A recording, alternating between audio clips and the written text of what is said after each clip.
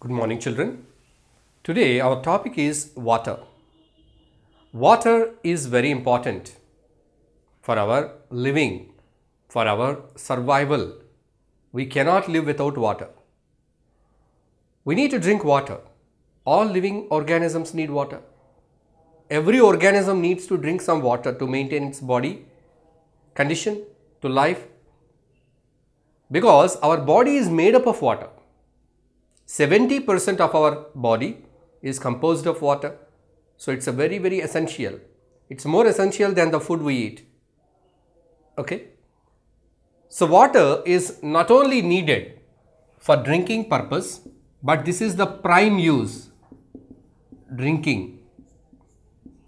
So the water is also used for washing or cleaning. Washing your clothes, washing your items, cleaning your utensils, cleaning your body, that is bathing, cleaning your home, your objects, your vehicle, your bicycle, you need water. So water is needed for washing, water is needed for drinking, water is needed for cooking. So cooking, your mother makes food, rice is cooked, roti is made. So in the flour of the wheat, they mix some water to make the dough. Water is needed for cooking. Water is needed to cook curries, sambar, rasam. All these are made. The gravy. So these are all made by water, by adding water. So water is needed for cooking. Water is needed for drinking. So cooking, what you are cooking rice, you are cooking pulses, dals. From where these are coming? They are coming from the crops, plants. So to grow the crop, farmer needs water. Without the water, the plants cannot be grown. So water is required for agriculture.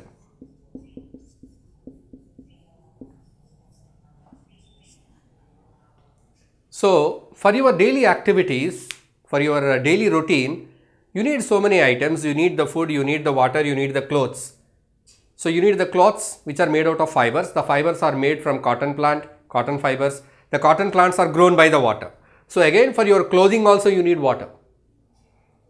Not only that, not only these items, you use so many items. You use the soap, you use the toothbrush, you use toothpaste, right? So these kind of different items you use. You apply face powder. All these products, they come from factories. The factories, they need water. You go by bicycle or you go to school on your father's scooter, motorbike that comes from a factory, industry. So industries, they require water. So for the production of goods, industries also need water. These are all the requirements where the water is needed, right? So for cooking, for agriculture, for industries to get the products, you need water. So without water, nothing is possible. From where do we get the water? We'll discuss that point later. Now let us see how much water exclusively your family is using, right? See that. So water is needed everywhere. For every task, water is needed. And the water we are getting, we are utilizing it every day. But how much we are utilizing, how much water we are using per day, per a family. Here, family in the sense for in general consideration, take 4 members. So now I have made a list of different tasks that you do in your house, you or your mother. And see how much water is used in each case, right? So this is for the whole family. I told you that for 4 members. And here we are just taking the measurement with the mugs and buckets. A bucket, it carries around some 20 liters of water approximately. A mug, it carries 1 liter of water. So for drinking, each family member drinks on approximation 2 to 3 liters a day. So 4 members, 4 threes are 12 liters. 12 liters. So for brushing you use, see, different people use in a different way. Some people, just by the time they apply the paste to the brush, they open the tap and they keep on brushing for 5 minutes, a lot of water is flushed out. It will be around some 100 liters also, right?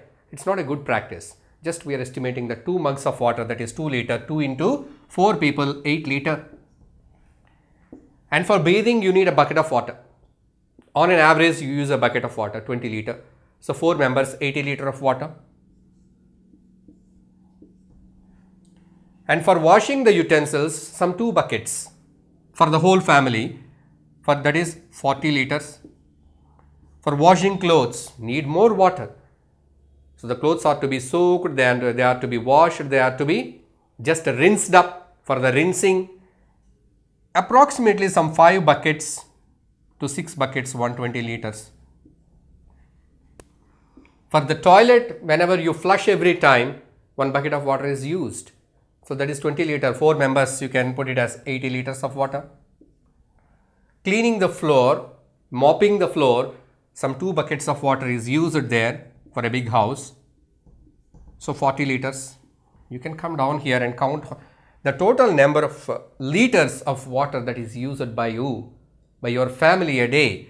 You can see that 40, 120, 240, 280, 360, 360 plus 20, 380 liters. 380 liters of water is used by your family for a day. See how much water you are using.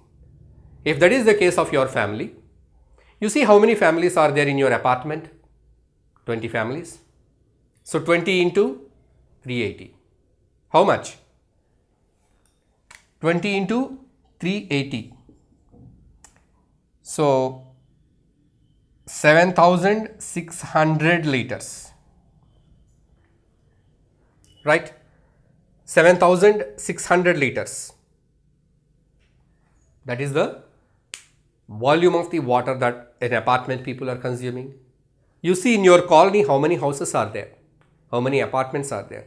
So how many thousands of liters of water is used every day. And in the whole city, you take a city like a Delhi, Mumbai, Hyderabad, Kolkata, Chennai.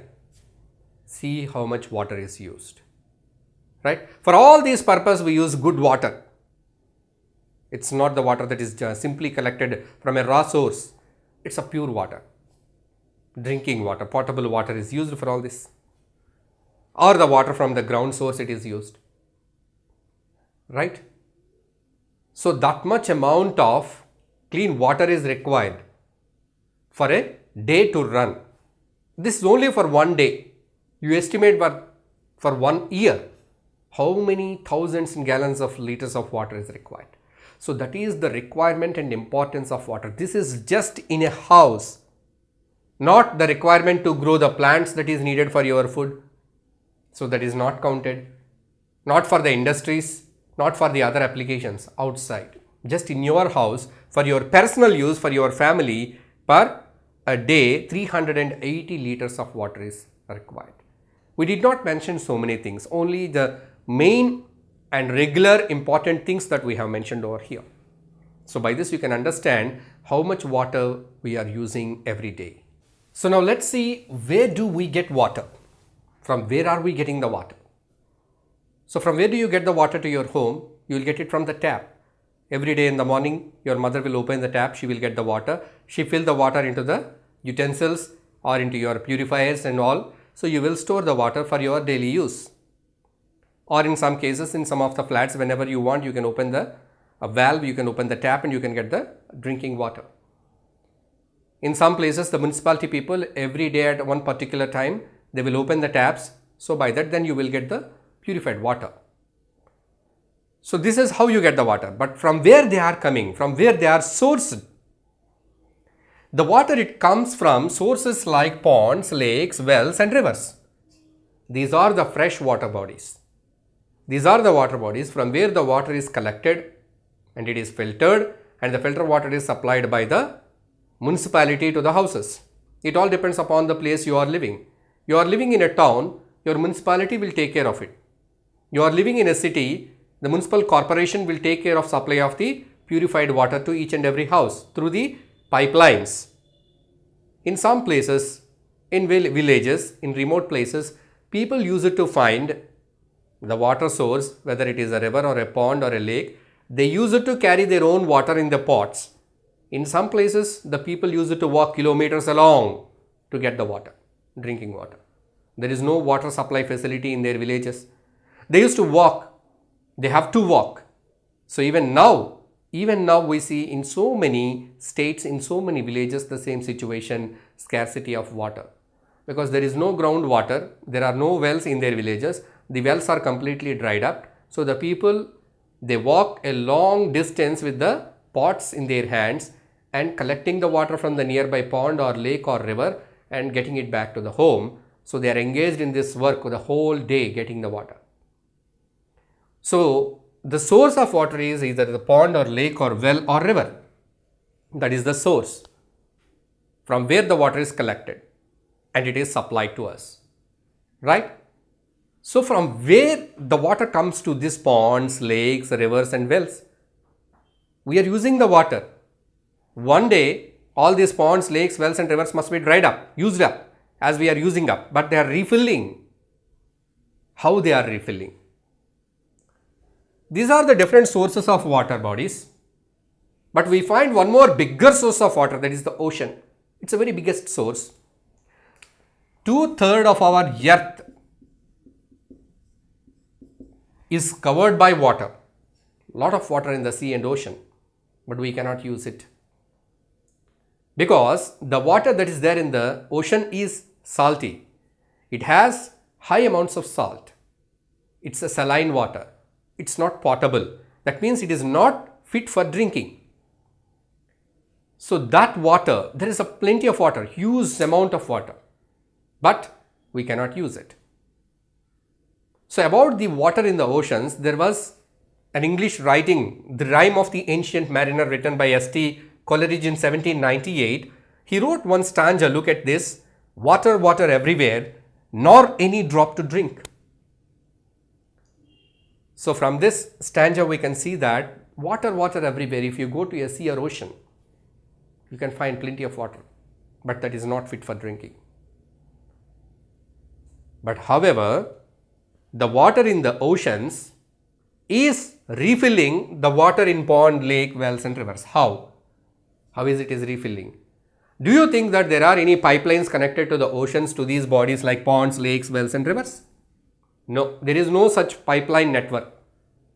But even then, the water in the ocean is refilling the ponds, lakes, rivers and wells. How? It's all a big mechanism. It's a process in the nature. How the water in the sea and ocean is coming to the earth and it is filling all this. It all happens naturally.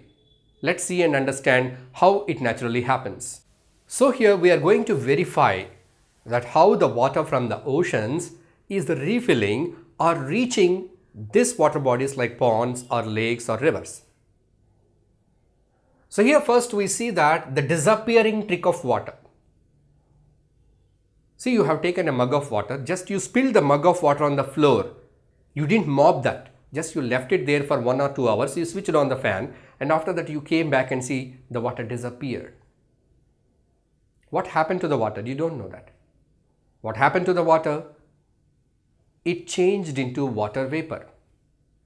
So water, when it is exposed to air and light, when it is exposed to air, it gets evaporated. When it is exposed to sunlight, it is evaporated. When it is exposed to heat, it is evaporated. Water changes into water vapor. Water changes to water vapor. So what is this water vapor? It is the gaseous form of water. The water exists in 3 forms: solid state, liquid state and gaseous state. Water vapor is the gaseous state. It mixes up with the air. You cannot see that water. It's very light. So the water, it turns to water vapor. When it turns, in which cases it turns? Okay. So it turns in cases like in sun. So you have thrown some water in the sunlight, just you kept one bucket of water in the sunlight. So you kept 1 bucket of water in the sunlight. So you see after some time, 3 hours or 4 hours or half a day, you see the level of the water is decreased because the water evaporates. So in sun, the water changes to water vapor. In shade, you kept the bucket of water under the roof. Even then the water evaporates, but not as quickly as in the sunlight. Slowly. You take a bowl of water, a small bowl, you take glass bowl and you take some water. Very little amount of water, some 3 to 4 spoons of water. You kept it in cupboard. The next day you see there is no water. In one day, the 4 to 5 spoons of water is evaporated. You didn't keep in sunlight, you kept in the cupboard. But even then, because of the air, the water is evaporated. So the air, when it comes in contact with the surface of the water, it can make the water into water vapor. If it is hot air, in case of summer season, we find the hot air. The sunlight, it heats up the air. The hot air, it can evaporate. It can change the water into water vapor. In shade also, because of hot air. Third thing, in case of heating. You have taken a water into a beaker and you heated it on a stove. The water will evaporate. After some time, you don't find any water in the beaker. All the water is turned to water vapor. Right. Here, one thing that we have to notice, you have taken some muddy water.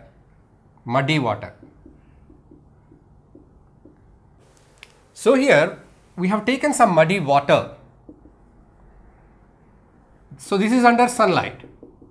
Because of the sunlight, the water evaporates, but the mud remains at the bottom.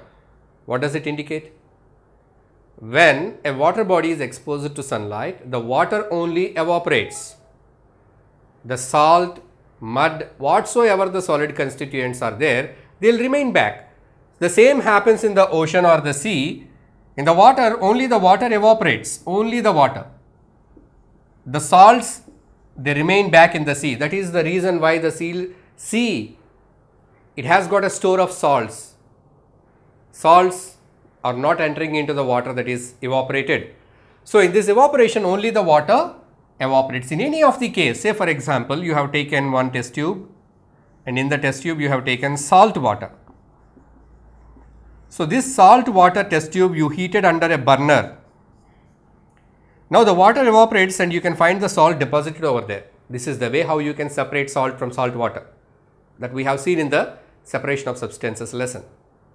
So all these give us the idea that under the influence of sunlight from a water body, only the water evaporates.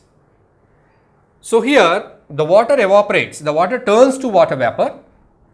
Under which circumstances? Under the sun, in the shade, that is under the hot air and heating. If you keep a bowl of water inside your room, the evaporation takes place, but it is slow. If you keep the bowl of water in the sunlight, the evaporation takes place, it's bit faster compared to inside. If you keep the same bowl of water on the stove and you light the stove, the evaporation takes place much faster than the previous cases. So as per the temperature increases, the evaporation also increases. So this is how water is turned to water vapor. So this process is called as evaporation. Evaporation is an important process. It's a part of water cycle. So we are talking about a cycle, water cycle. Water cycle is a cycle which describes how the water, it reaches from one water body to another water body and how it comes back to that. I already told you the source of water is ocean. From the ocean, the water comes to the land. Again, from the land, it reaches back to the ocean. This is what we call it as a water cycle. So this cycle is operated by two mechanisms. What are those two mechanisms? The first one is evaporation and the second one is condensation. So the evaporation and condensation, both these processes, they operate the water cycle. So we have seen how water turns to water vapor, that is by evaporation. But there is one more process, it's also a major process, which turns the water to water vapor. That is transpiration.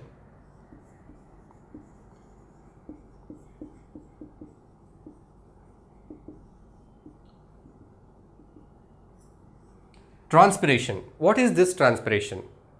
So this process is achieved by plants and trees. Plants and trees, they convert the water to water vapor. They convert the water to water vapor. Why do they do this? How do they do this? Plants, they are fixed to the soil. The soil, it contains the water. The water is absorbed by the roots. The water is taken by the roots to the stem and it is supplied to the leaves and other parts. The leaves, when they are exposed to the sunlight, the leaves of a plant, they consist of tiny holes called as stomata, through which the plant releases water vapor. The plant, it leaves the water out in the form of water vapor. It loses the water. The sunlight makes the water to lose, make the plant to lose water. The sunlight makes the plant to lose water in the form of water vapor. And this process is called as transpiration, that is observed in the plants and trees. So the water that is there in the ground, the water is turned to water vapor and released into the atmosphere by the trees and plants. That is the reason we need forest for rains, because the forests, they convert the water into water vapor. They play a major role in converting the water into water vapor by the transpiration. They also play a major role in keeping the water in the soil also. That is a different thing. We will discuss at some other point. But now here in this particular case, the plants and trees, they are making the water to water vapor by a process called as transpiration. Even animals like us, we are also making the water to water vapor. We are also contributing for the water cycle. But our part is less. You see that just you keep your hand and just say, just you breathe out. The air that you exhale is humid. That means the air that you breathe out has got water vapor. You are drinking water, that water comes in the form of water vapor while you breathe out. So the air you exhale, it contains water vapor. That means you are also making water to water vapor. This is called perspiration. From your body, the water comes in the form of sweat. It gets mixed up with the environment. So we are also making the water to water vapor, but it is the contribution is very less. But you see that there in case of plants. The plants, they convert a large amount of water into water vapor by the process transpiration. So we have seen how the water is turned to water vapor. Let us see the second half of the cycle. Second half of the story, how the water vapor is again turned to water. Let's see. So the air is carrying the water in the form of water vapor.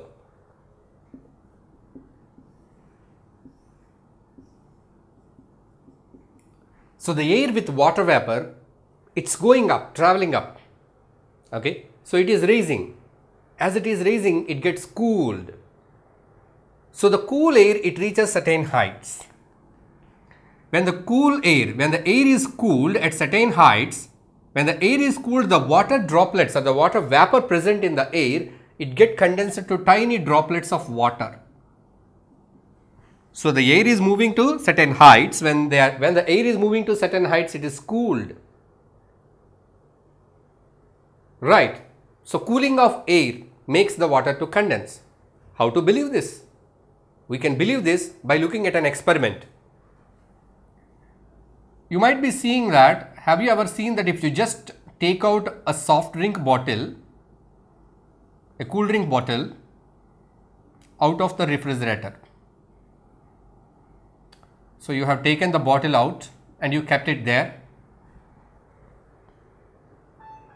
You have taken a chilled drink bottle from the refrigerator, kept it outside for some time.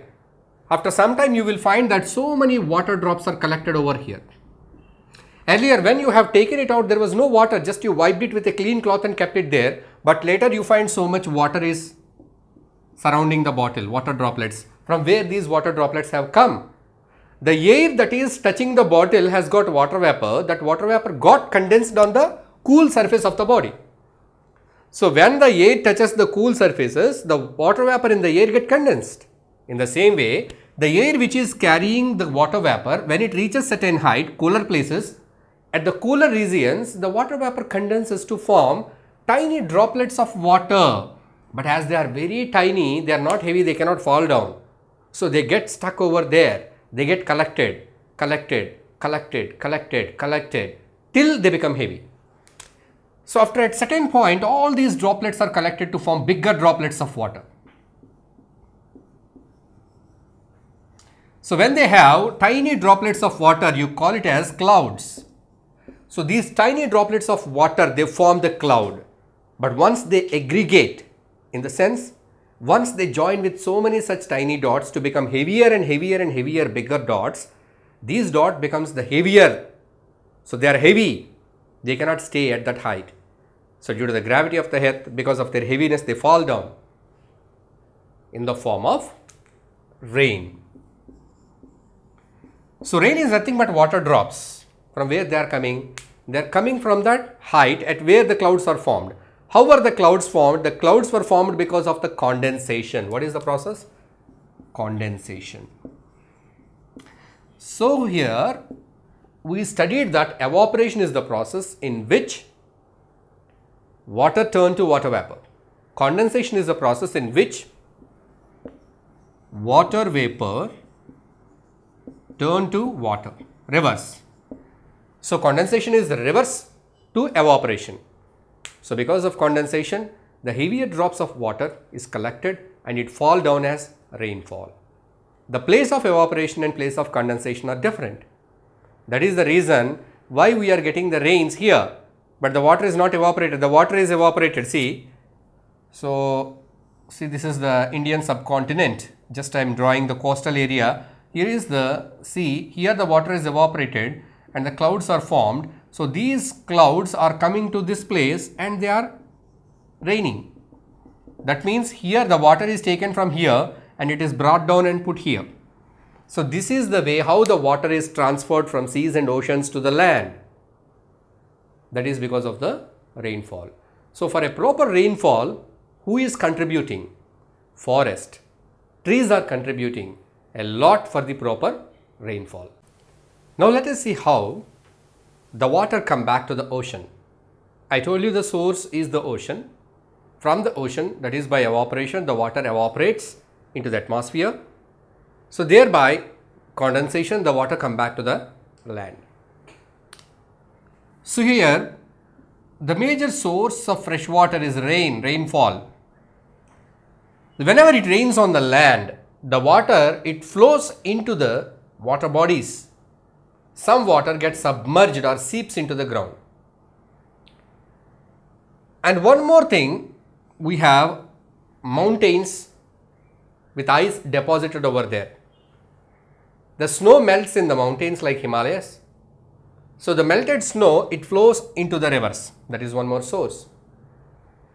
But majorly, the clouds that are created by the evaporation in the ocean, these clouds, they travel to the land, they get condensed and they turn to rain. So the rain, it falls on the land.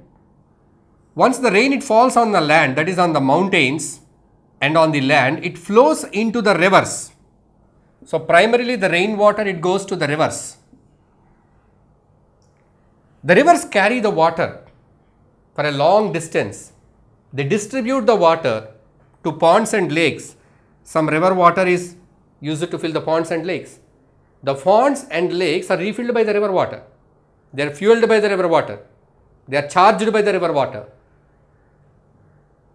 And the river water, anyway, it is divided into some canals and it is distributed to so many places on the land. It is used for agricultural purpose and different purpose. Finally, the river is connected to the sea. So the river water is finally going back to the sea. But not all the water.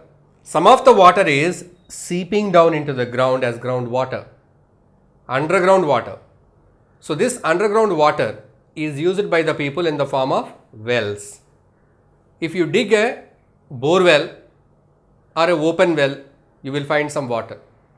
When you will find some water, if that area, the ground has got some water, if it is having any water, then you can find the water by digging. So how your groundwater is recharged? That is by the rainfall, regular rainfall. If the condition is a drought, you don't have rainfall from past 5 to 6 years, then you cannot find single drop of water under the ground. If the water is overexploited, used than the amount of recharge, then you cannot find even a single drop of water. It is happening in many cases. In many of the places, the farmers for their agriculture, they are overexploiting the groundwater. They are taking a lot of water out of the ground. So that much amount of water is not compensated, not recharged into the ground. Even for certain industries, for drinking water industries, cool drink industries, they are exploiting the groundwater. They are taking out the groundwater. So the groundwater has to be recharged by regular rainfall. So the water that is falling on the land, it goes to the rivers.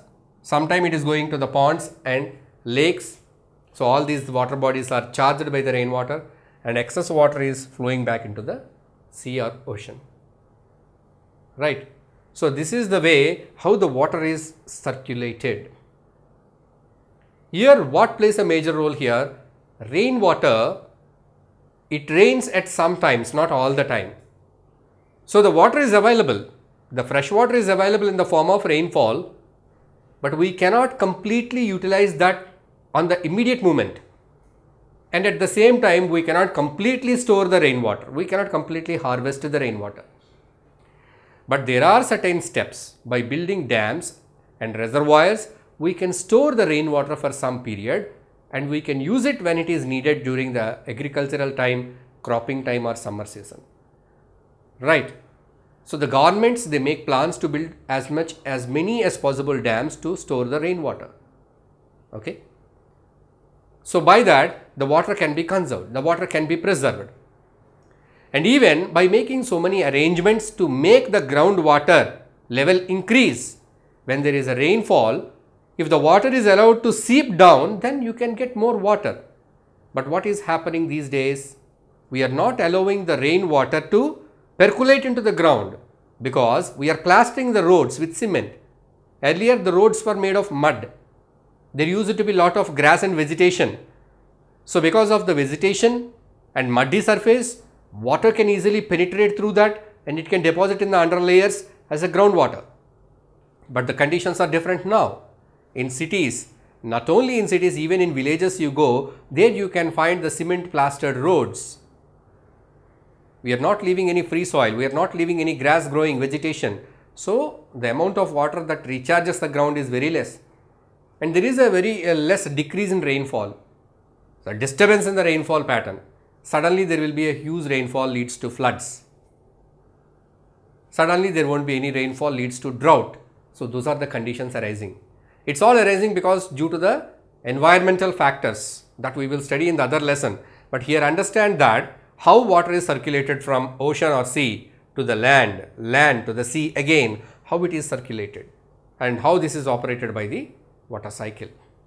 So rainfall is very, very important because it is one of the process which is circulating the water. As I told you that proper rainfall is important. Well distributed rainfall is important. In the monsoon season, if the rainfall patterns are very good, with a proper gap that you get the rainfall and get the proper amount of rain, then you can utilize the rainwater. But what happens if it rains heavily, suddenly, for a very long time, for a period of 7 days, there is a huge rain due to the cyclone. So what happens if you get such a heavy rain? If there is such a heavy rain, the water bodies will be filled up first. The water bodies, they get filled up.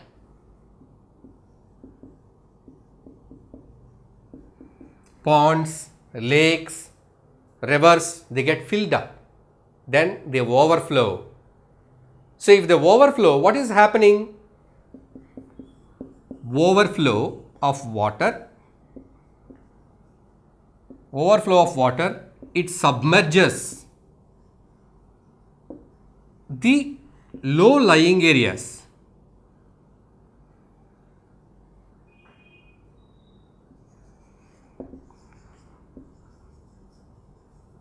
So low lying areas, lower areas are submerged, crops are submerged, animals are submerged, leads to death, leads to destruction of crop, leads to damage of houses. This is called as floods. What is that? Floods. When it rains heavily, it leads to floods. Overflow of water, accumulation of water, stagnation of water leads to flood. Is called as floods. It's because of heavy rainfall. So what happens in the floods? The crops are completely submerged. So the farmer gets huge loss.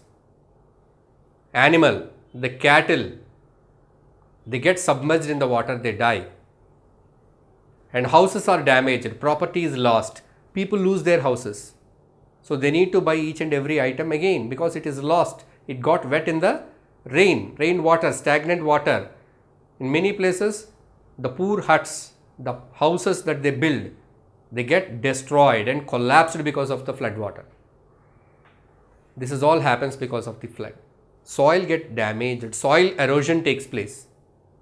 So all this happens because of the floods, right? So floods are resulted during a cyclone. Cyclone is a heavy rainfall. It's a heavy rainfall for a long period.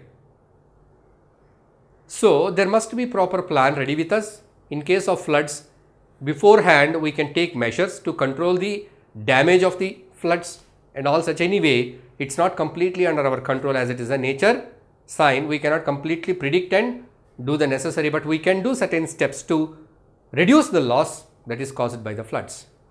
So here the question is, what if it rains heavily? There is one more question. What if it rains very less? What do you call it? You call it as drought. Drought is a condition where there is less rainfall, so scarcity of water. The groundwater is completely used up, so no more groundwater. In situations like drought, in that condition, if you go to the village which is in drought, just if you hit the hand pump, you don't get any water. You see the wells, they are dried up. There is no water underground. There is no water body close by to that village. No lake, no pond, nothing. Then how? There is no water at all. So no grass is growing. If there is no grass, no animal can live. Cows and buffaloes are fed by grass. So if animals are not there, milk is not there for children. Food is not there. No vegetables are grown. So the drought, it leads to such a condition that animals, they get starved and die. People, they do not have any job to do, because if water is available, somebody will start agriculture. Then somebody will get job to work as agricultural labor. So as there is no water, there is no activity, agricultural activity, no jobs, no food. So the people will migrate from the place to other places where there is job, where there is food. They leave their villages like that and they go to other places. So drought is such a condition. The scarcity of water leads to unemployment, that leads to starvation, hunger deaths and all these problems. So raining is very, very important. But how it should be? It should not be heavily raining and it should not be very less. So now water is very important, but it depends upon the rainfall pattern whether the water will be heavily available at some times and scarcely available at some times. Anyway, we cannot control the rainfall. But what is there in our hands? We can do one thing to maintain the proper supply of water or proper availability of water to everybody. That is the water conservation. That means we need to take care of the water. So we have to conserve the water. In the beginning of the lesson, we have seen how much water is used by a family per day. Right? So we are using that much of water. See that when there is no use, you can stop wastage of water. When you are brushing, you can off the tap. So by that, you will reduce or stop the wastage of water. While brushing, just you keep the tap open, all the water is flowing out. How many liters you are wasting? So likewise, we can reduce the wastage of water. And moreover, how to develop the plans, how to harvest the rainfall or the rainwater, because it is the source of fresh water. We can harvest the rainwater. Rain, it doesn't come whenever you want. It doesn't come as per your requirement. Just it comes naturally. But if you are harvesting, if you are properly storing the rainwater, then you can utilize it whenever you are in need. Right. So that is water conservation. So in this water conservation, rainwater harvesting is a technique that helps us to store the rainwater for the future use. Let us see how the technique is used. Rainwater harvesting.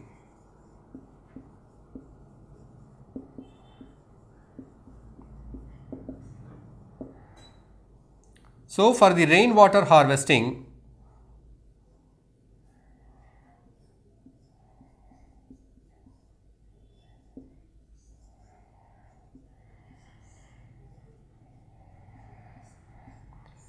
so you have a building with a slab, that is a flat roof. So when there is rainfall, the rainwater is collected on your floor, that is on the slab, that is collected on the roof of your house. So you can use this roof as a storage tank, and this water can be taken out through pipes whenever it is needed. This is technique number 1. So everybody, they can have a flat roof, a very big flat roof. So during the rainfall, the water is collected into the roof of the building so that it is stored, and with the help of pipes they can take the water whenever needed. By using some chemicals, they can filter the water and use the water for their activities. So in this way we can harvest the rainwater. There is second method, that the rainwater that is collected on the top of your roofs, it can be drawn through pipes, and the pipes can be taken to the percolation tanks, that is to the soil. Percolation tanks. So a percolation tank means you will make a pit in the ground in your nearby to your house. You will make a pit. In the pit you will put some coal and some sand, means the materials which can allow the water to seep down. So when the rainwater is connected, the rainwater pipe is connected here, the water will seep down into the ground and the groundwater levels rise. Your groundwater is recharged by this. So this is the second technique. Otherwise, you can simply allow the rainwater to go into open land. Then there also it gets submerged. It gets percolated. But sometimes what happens, you see, if the water is allowed to run off like that, this runoff water, it collects all the garbage, waste and organic waste and all sorts of waste. It becomes the polluted water and it enters the water bodies, finally reaches the sea. Its percolation is very less. The best way to make the water go underground is that arranging percolation tanks. So the water that is collected, and the collected water is arranged to go into a pit which allows the water to percolate down into the layers of the earth. So this will recharge the groundwater.